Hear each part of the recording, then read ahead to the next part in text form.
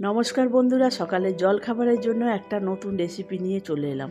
প্রথমে একটা বোল নিলাম, বোলের মধ্যে 2 কাপ টক দই আর 2 কাপ সুজি নিয়ে ভালো করে মিশিয়ে একটা ব্যাটার তৈরি করে নিলাম। ব্যাটারটাকে 8 ঘন্টার জন্য রেস্টে রেখে দিলাম। তারপর আবার একটা বোল নিলাম, বোলের মধ্যে কিছুটা পেঁয়াজ কুচি, কিছুটা ক্যাপসিকাম কুচি, কিছুটা গাজর কুচি, কিছুটা ধনেপাতা কুচি, কিছুটা লঙ্কার কুচি দিয়ে একটু লঙ্কার গুঁড়ো, একটু নুন দিয়ে ভালো করে মেখে একটা পুর তৈরি করলাম। ওদিকে ব্যাটারটা খুলে একটুখানি জল দিয়ে ভালো করে মেখে একটা থকথকে ব্যাটার তৈরি করলাম।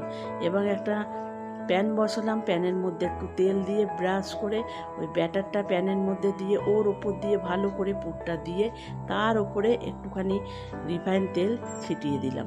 দেওয়ার পর কিছুক্ষণ ঢাকনা দিয়ে চাপা দিয়ে রেখে ঢাকনাটা খুলে উল্টে পাল্টে নিলেই সকালে টিফিনের রেসিপি তৈরি।